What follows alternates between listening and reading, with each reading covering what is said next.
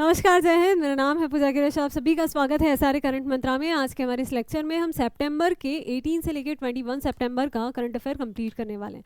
इन 2-3 दिनों में इतनी महत्वपूर्ण घटनाएं हुई हैं कि आज का जो सेशन है वो आगामी परीक्षाओं के लिए बहुत महत्वपूर्ण है। बिल्कुल भी आप मिस नहीं कर सकते हैं, क्योंकि वर्ल्ड की फर्स्ट एआई मिनिस्टर जो है उनको बनाया गया है, उसके बारे में हम जानेंगे। उसके अलावा हम जानेंगे कि छत्रपति संभाजी महाराज की प्रतिमा का अनावरण किया गया, साथ ही साथ ग्लोबल इनोवेशन इंडेक्स भी जारी किया गया और भी बहुत सारी चीज़ें, तो सब कुछ जानेंगे। चलिए शुरुआत करते हैं। चलिए, तो हमारा पहला प्रश्न है कि हाल ही में विश्व बांस दिवस कब मनाया गया और कब मनाया गया? वर्ल्ड बैम्बू डे, तो ये मनाया गया है 18 सितंबर को। प्रतिवर्ष 18 सितंबर को मनाया जाता है। डेज वाले सेक्शन से बेहद महत्वपूर्ण है। बांस को आप देख सकते हैं, इसे ग्रीन गोल्ड भी कहा जाता है, ये चीज़ भी याद रखिएगा, है ना। अब देखिए, डे से संबंधित जितने भी महत्वपूर्ण डेज दिवस होते हैं उनको मैंने कलेक्ट करके यहाँ पे रख दिया है। आप चाहें तो जनवरी से लेके दिसंबर तक के सभी जो दिवस हैं उनकी तस्वीर ले सकते हैं, स्क्रीनशॉट ले सकते हैं ना, ये जनवरी से लेके ये दिसंबर तक का। ठीक, चलिए।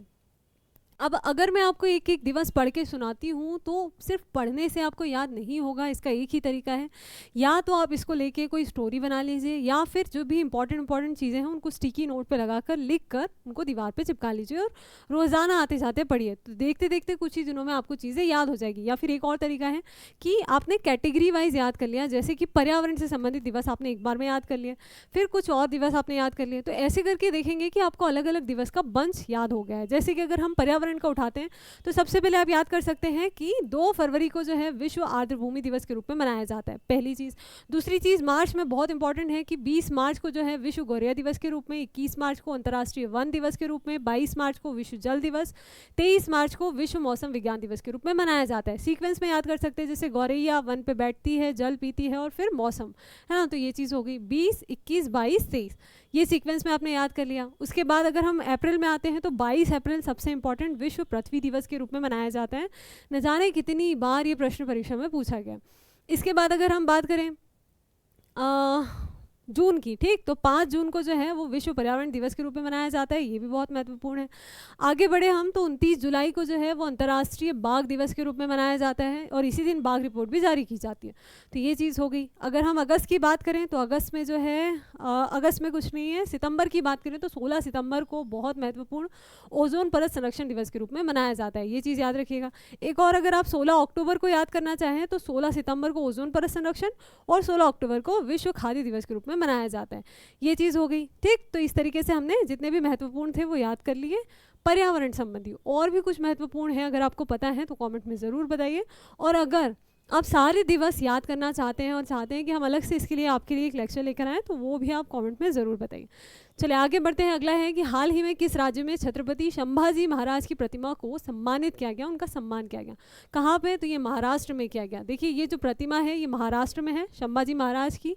इनके बारे में आप जानते होंगे, अभी मूवी भी आई थी, ठीक, छावा मूवी, और बहुत ज़्यादा उस मूवी की जो है प्रशंसा की गई।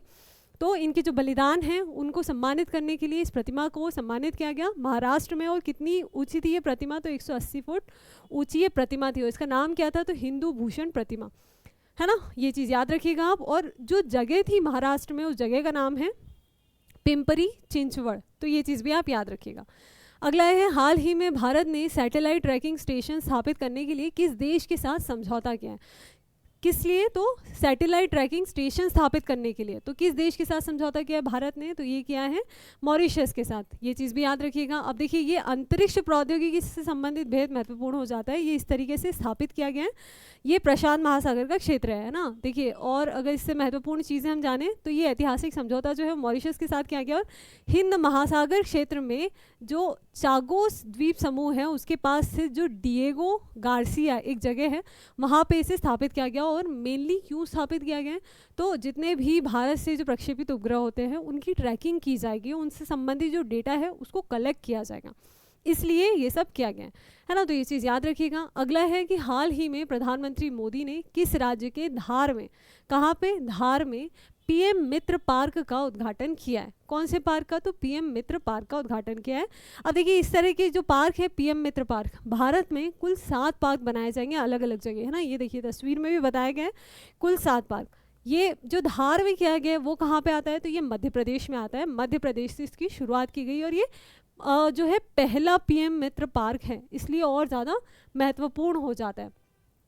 अगर हम 7 अलग अलग पार्क की बात करें तो देखिए कहाँ कहाँ पे लगने वाला है। तो एक तो लगेगा उत्तर प्रदेश में, लखनऊ में।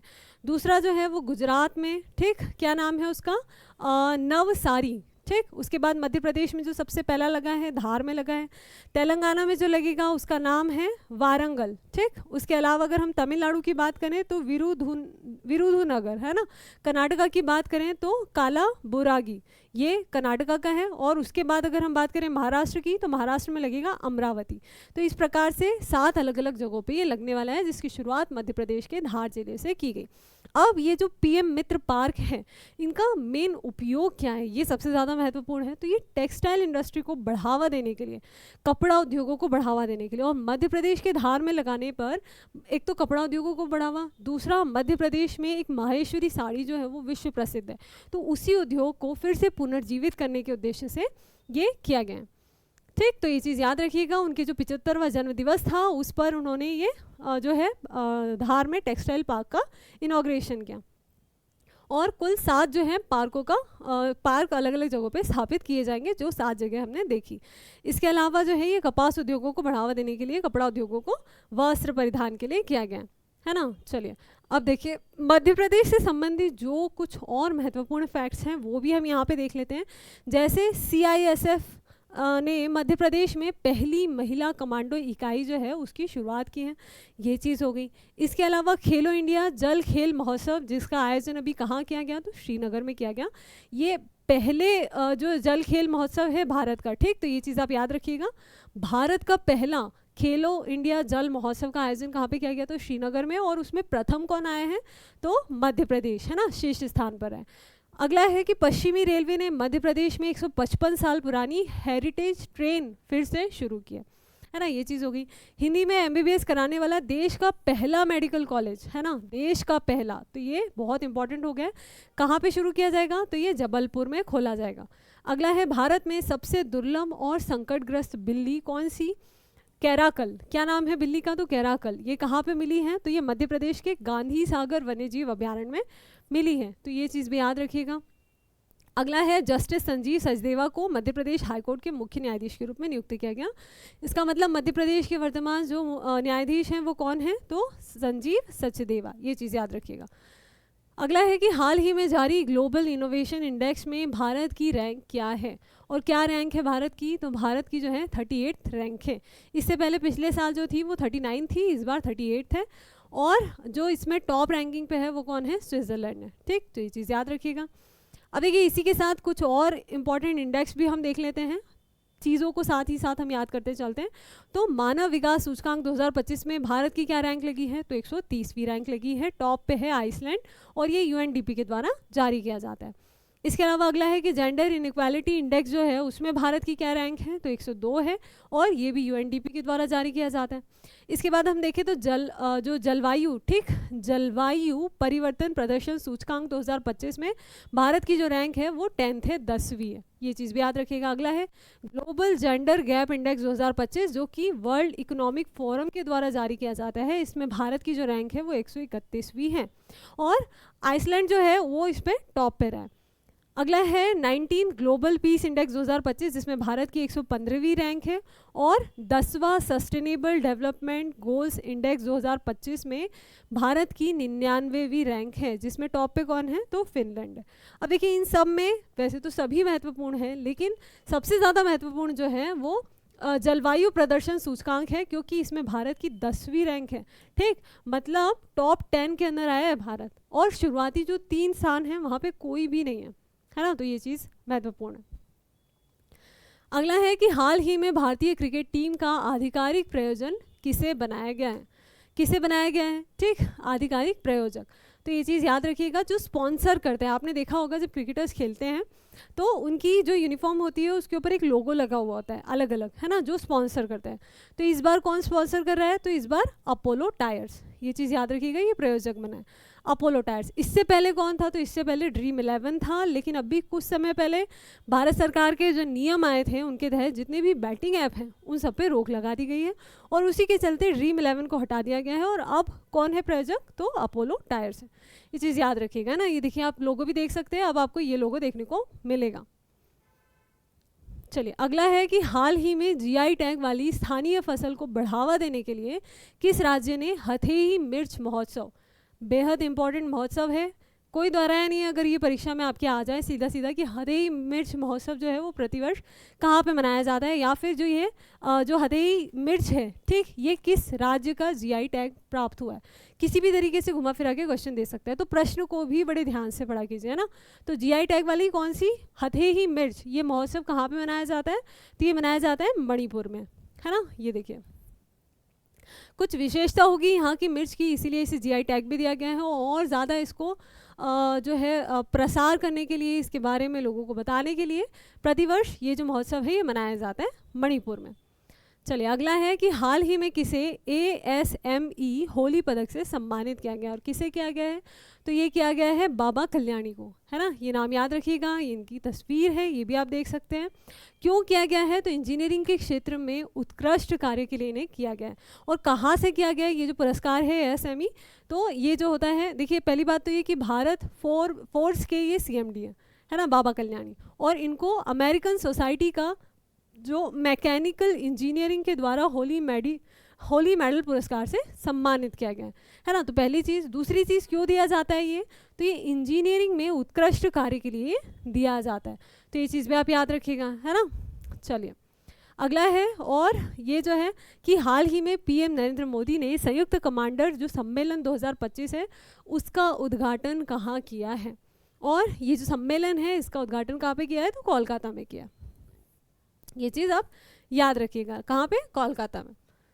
चलिए अगला है, और ये हमारा अंतिम प्रश्न है आज का और सबसे ज़्यादा महत्वपूर्ण, क्या है कि किस देश ने DLA नामक दुनिया का पहला AI मंत्री नियुक्त किया है। पहली चीज़ तो कि दुनिया का पहला AI मंत्री है, नाम क्या है इसका, तो इसका नाम है DLA। अब ये इसी में एक प्रश्न बन गया है कि दुनिया का पहला AI मंत्री जो नियुक्त किया गया है उसका नाम क्या है, तो नाम है DLA। कहाँ पे नियुक्त किया गया है, तो अल्बानिया में, है ना, देश का नाम है अल्बानिया। और ये है इनकी तस्वीर, ये कोई महिला नहीं है बल्कि एक AI है ना, जो महिला के स्वरूप में आपको नज़र आ रहा है। इनको यहाँ की जो अल्बानिया है, यहाँ की जो पार्लियामेंट है वहाँ पे मंत्री नियुक्त किया गया है ना। ये चीज़ आप याद रखिएगा। और देखिए ये जो है अपनी ओपिनियन देती हैं, और अल्बानिया में ऐसा इसलिए किया गया है क्योंकि इनके द्वारा वो भ्रष्टाचार पे नियंत्रण करना चाहते हैं। लेकिन जैसे ही इन्हें मंत्री बनाया गया उसके बाद अगर आप न्यूज़ देखेंगे तो वहाँ की जो विपक्ष है उनके द्वारा काफ़ी हंगामा किया गया, ठीक। तो ये चीज़ हो गई, यहाँ पे भी आप तस्वीर देख सकते हैं। तो ये DLA की है, DLA का अर्थ होता है सूरज। तो DLA जो है इनको अल्बानिया में पहला मंत्री नियुक्त किया गया है, AI मंत्री। और अभी जो है AI अपने काफ़ी चरम पर है, आप देखेंगे तो चाइना ने भी अपना पहला AI मॉडल जो है DeepSeek वो लॉन्च किया है, ठीक। तो अभी मेरे ख्याल से आप सब ChatGPT का यूज़ करते होंगे। इसके अलावा अभी एक और रिपोर्ट भी आई है AI 2027। उस रिपोर्ट में ये कहा गया है कि 2027 में एक ऐसा समय आएगा 2027 तक कि ऐसा AI विकसित हो जाएगा कि जो पूरी तरह से निर्णय लेने में सक्षम होगा, उसके सारे निर्णय सही होंगे, यहाँ तक कि उसकी आगे वाली जो पीढ़ी AI है उसको भी वो खुद ही निर्मित कर लेगा। सोचिए AI जो है वो कितना ज़्यादा उन्नत हो जाएगा, और ज़्यादा। और अगर आप देखिए AI अगर इतना ज़्यादा उन्नत हो जाता है तो निसंदेह मानव के लिए जो है बहुत ज़्यादा लाभदायक होगा, लेकिन लाभ के साथ साथ नई चुनौतियाँ भी उत्पन्न हो जाएगी। खैर ये तो समय बताएगा कि किस हद तक चुनौतियाँ उत्पन्न होगी, है ना। चलिए अगला है, अब देखिए ये जो है जितने भी इम्पॉर्टेंट थे वो सब हमने कंप्लीट कर लिए। अब हम लास्ट में एक बार क्विक रिवीजन भी कर लेते हैं, क्योंकि मुझे लगता है कि पढ़ने से ज़्यादा रिवीजन करना भी इम्पॉर्टेंट है ना। तो एक बार क्विक रिवीजन कर लेते हैं। आप चाहें तो इसको आप एक पॉकेट नोट्स की तरह स्क्रीनशॉट भी ले सकते हैं, एक दो बार पढ़ेंगे तो ये आपके जहन में बैठ जाएगा, ठीक। चलिए सबसे पहला हमने देखा था कि विश्व बाल दिवस कब मनाया जाता है, तो 18 सितंबर को मनाया जाता है। उसके बाद किस राज्य में छत्रपति संभाजी की प्रतिमा का सम्मान किया गया, तो कहाँ पे, महाराष्ट्र में। फिर भारत सैटेलाइट ट्रैकिंग स्टेशन किस देश के साथ जो है भारत ने स्थापित किया है, समझौता किया है, तो मॉरिशस के साथ। फिर प्रधानमंत्री मोदी ने किस राज्य के धार में PM मित्र पार्क का उद्घाटन किया, और कहाँ पे किया गया है, तो ये मध्य प्रदेश में, है ना, पहला पार्क है। फिर ऐसे ही कुल 6 और मतलब टोटल 7 बनाए जाएंगे।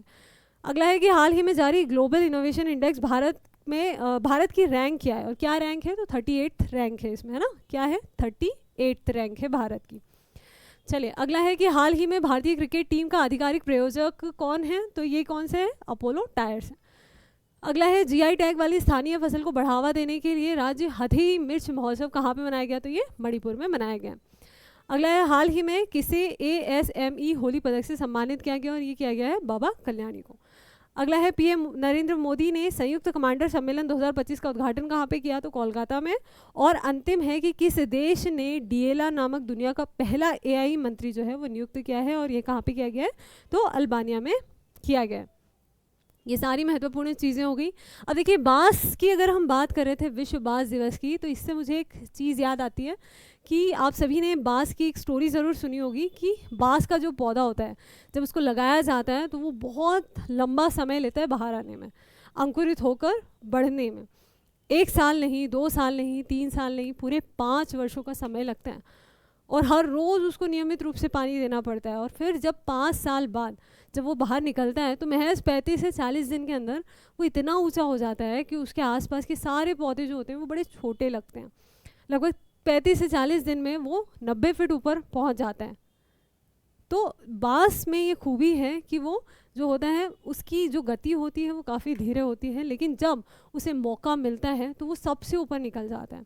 और जीवन में भी ऐसे ही होता है, जैसे आप एक विद्यार्थी हैं और आप स्ट्रगल करते हैं तो आपको लगता है कि कुछ परिणाम नहीं मिल रहा है, लेकिन आप जो मेहनत कर रहे हैं यकीन मानिए उस मेहनत में समय लग रहा है, लेकिन जब परिणाम आएगा तो कुछ ही दिनों में आप सबसे आगे निकल जाएंगे। ठीक, तो आप अपनी मेहनत पे भरोसा कीजिए और जो है अच्छे से पढ़ाई कीजिए। हमारी ईश्वर से प्रार्थना है कि आपकी मेहनत को सफलता का मुकाम ज़रूर मिले, और ऐसे ही बने रहिए हमारे साथ। PDF के लिए देखिए आप जो है टेलीग्राम ग्रुप ज्वाइन कर सकते हैं, स्कैन कर सकते हैं, या फिर आपको लिंक मिल जाएगी चैनल पे। और टेलीग्राम ग्रुप पे जो है डेली अपडेट्स, करंट अफेयर्स भी उपलब्ध करवाए जाते हैं, तो जुड़ जाइए और बने रहिए हमारे साथ। और अगर अभी तक आपने चैनल को सब्सक्राइब नहीं किया है तो वो ज़रूर कीजिए। धन्यवाद।